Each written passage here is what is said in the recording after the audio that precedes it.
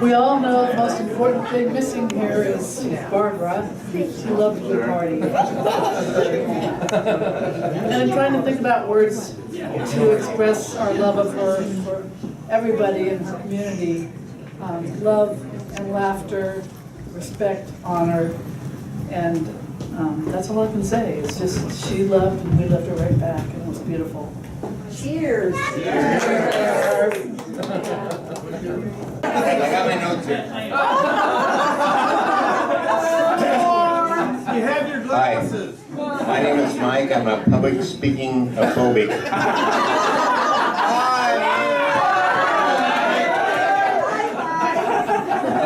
Tell us why you're here tonight, Mike. Barb was my very best friend for 52 years. Barbara, I'm sorry. I knew Barbara probably 10 years before, well, I think it was June '89, where she announced that she was no longer Barb. She is now Barbara. What that was about. It was before her nose got.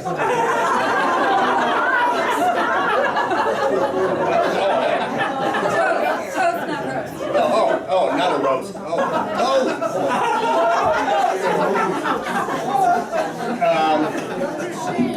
Wait, what are you doing? Keep going. Oh, thank you. Thank you very much.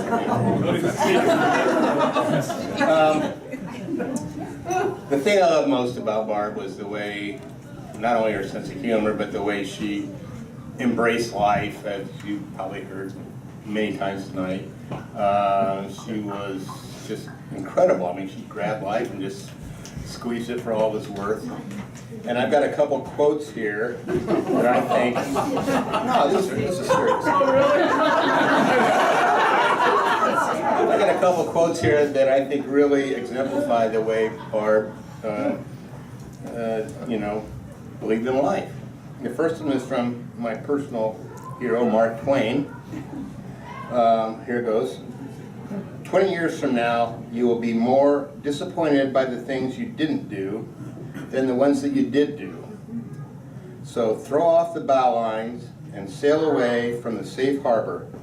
Catch the trade winds in your sails, explore, dream, discover. And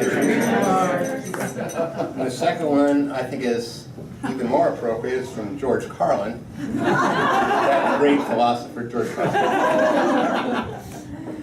Life should not be a journey to the grave with the intention of driving, excuse me, I can't read my writing. Intention of arriving safely in an attractive, well-preserved body, but rather to skid in sideways, wine in one hand, chocolate in the other, body thoroughly used up, totally worn out, and screaming, "Woohoo! That was one hell of a ride!" Cheers, Barb, I love you. Like Mike, I didn't bring any notes, so I'll try to do this totally off the cuff. One of the most, to me, Tell us who you are.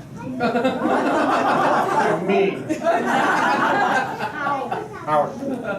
One of the most mysterious to me, but beautiful things that human beings do is laugh. Sometimes in the face of extreme, weird adversity.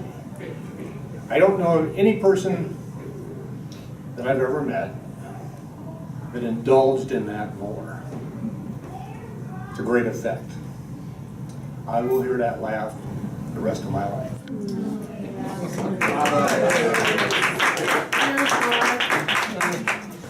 You're smoking, buddy.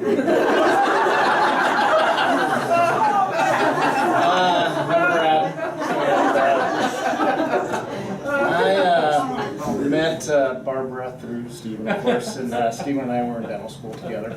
And when I went and met them, they were a little farther ahead in life than I was, age-wise. Although it might not look like it now.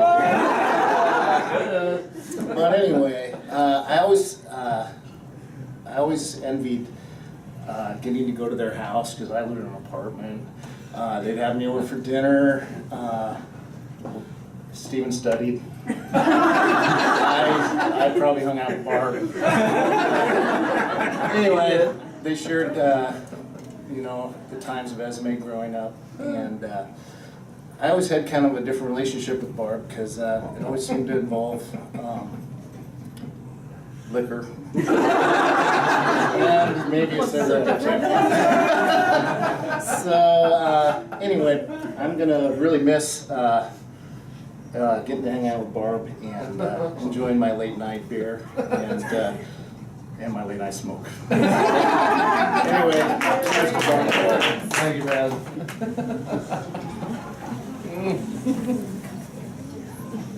What's that? Bad boys They just found together. out. Okay, following up with my husband, while he and Barbara were smoking, I would be on the sofa under the blue blanket because I was not a late night person. So that's a big joke for us. I think I can speak for everybody in this room, but some of the most joyous times in my life and some of the times that I've laughed the most in my life were spent with Barbara and Steven.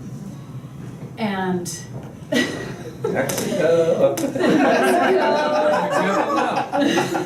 and the last time that Brad and I got to spend time with Barbara and Steven when as couples, we were on our traditional Alberta Street Fair. It was the second annual Alberta Street Fair tradition. And we went back to their house, and I have never laughed so hard in my entire life. And I went home to my daughter the next morning, I'm like, oh my God, I had the best time last night. And I'm so thankful that that's the memory that I'm left with. Barb, and I'm sure all of you can relate to that. So cheers to Barb. Thank you, Dad. My name is Mark McNamara. I'm the brother of Mike, and I got to know Barb a little differently than everybody else. I was the annoying kid brother that used to hang out when Mike and Barb would hang out, and so I was sort of the extra. And when we moved out here back in, I guess it was '88. I was fortunate enough to be taken in by these guys, and we got to join them on several vacations. And then we brought my mom out in about 10 years ago. And Barb and Steve will always hold a special place in our heart for how much they took my mom in. They used to come every Halloween to every party that they had at the assisted living place. And of course, Barb and Steven got a little competitive, and they felt like they had to beat all the old people, so they would But I had nothing but a lot of laughs with these guys, and it's always been great. And one of the things that, well, a couple of memories that I have that I'll always cherish is we have a thing that we do every Christmas. The McNamara's called the meatball party on Christmas Eve. And one year, lo and behold, Barbara caught a really bad cold and couldn't talk to anybody. And so we were all so delighted that we named it the Immaculate Congestion. And, it was another Christmas miracle. But also Barbara and I had a little thing where we both like to do silly rhymes, and I always referred to them as limericks, and they're totally lacking of any talent, but she would always get angry with me and claim that they weren't limericks, they were actually poems or something else. So I thought it only fair that if I were to come here tonight, I would probably have to come up with a limerick for her, so I did. And if you don't mind, I'd like to share it. Oh, no! It's harmless, I promise. Nothing like you got on your birthday. Again, I apologize for this. Oh, that's big. It's great to see such attendance as we gather in Barb's luminescence. My shared times would depend on her very close friend. My brother Mike knew her since adolescence. But extraordinarily fun times we did share. Sometimes we joined when they wandered somewhere. As a tag-along companion, we even did the Grand Canyon. Barb's life wasn't lived from an armchair. And in Mexico, when we got over-browned, a long ladder in the jungle was found. We climbed down a hole like some thrill-seeking mole and snorkeled clear streams underground. Every Memorial weekend was spent at Lake Creek Lodge, and Barb would invent some new way to pretend that the rain would soon end and our livers commenced to ferment. I'd like to express my appreciation to Stephen for this celebration. On this day in November, it's an event to remember, but we're still sad about its causation. Now, Barb would always explode when I didn't stick to limerick code. Only 5 lines, she would say, is the official wordplay. So she'd insist this is really an ode. Of course, she was right all along. This limerick is truly all wrong. And I'd say amen if she'd correct me again, because Barb will be missed all life long.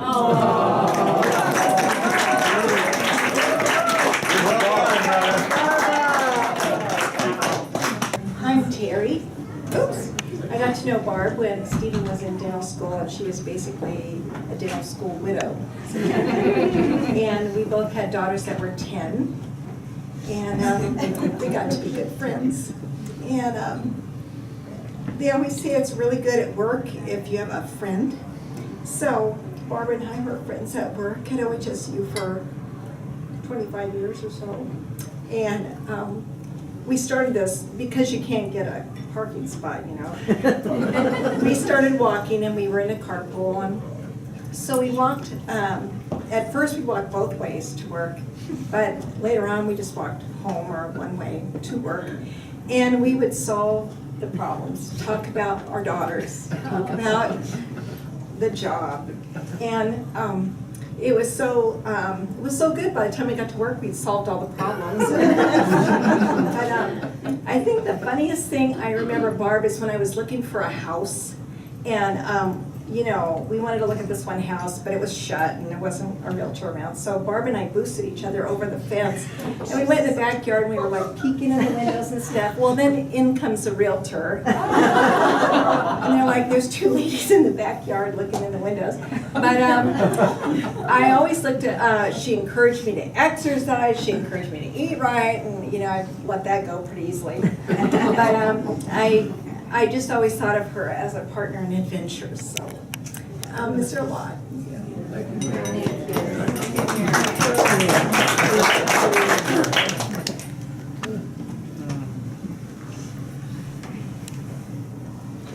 I can't believe I'm doing this because I'm not a good public speaker, so just bear with me. But I wanted to share something about Barb that taught me, and she taught us all something, I'm sure, because she was such a delightful person. But Barb got to be a grandma about a month before I got to be a grandma for the first time.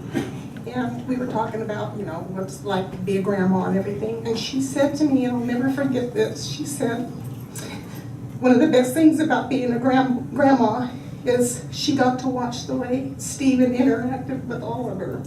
And she said it made her fall in love with him all over again. I know in the last year she would always talk about what a rock you were for her, and how you stepped up to the plate and above and beyond, and how much she loved you. And that's stuck with me and will always stick with me. Here's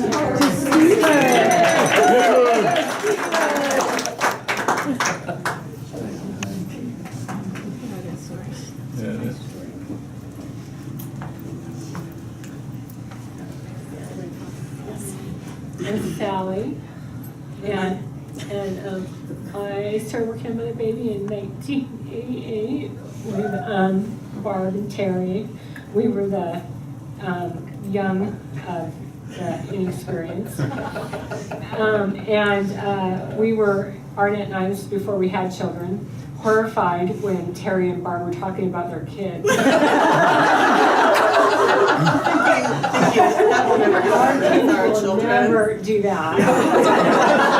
And then when we had children, and they did do that, Barb and Terry were quick to remind us that, they told us that, but last year when I went to see Barb and I met her sisters that I had heard so many stories about for the last 20 years, I just told them Barb grew me up. She grew me up. She prepared us for what lay ahead. Thanks to all the girls for being the first ones to pave the way as well. And she did, she grew me up to who I am. Yay, you're here to bring your children.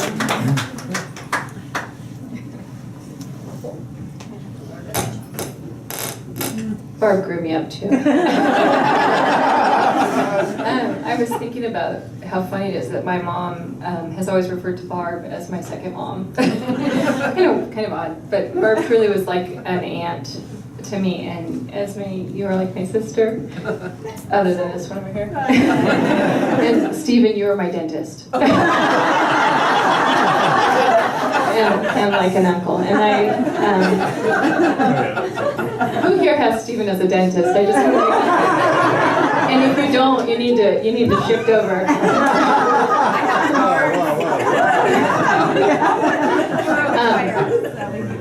But there's so much. It's amazing to me that Barb could have balanced all of these relationships and adventures. How did she have enough time? I really wonder, because I felt like she was always there when I went to stop by her house looking for her, or she was at work, she was at play, but she was always available. She was never judgmental. She cared about me, she cared about my sister, and she cared about all of us. And it's amazing to me that she managed to balance all that, and I aspire to incorporate that in my life. And I love you guys. Without we don't have the matriarch, but I hope we can still manage to be family to one another and take care of one another. Cheers.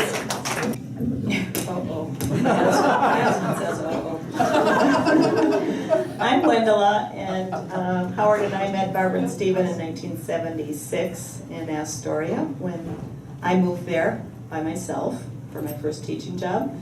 And we used to play pinochle late into the night, and we'd laugh and share these incredible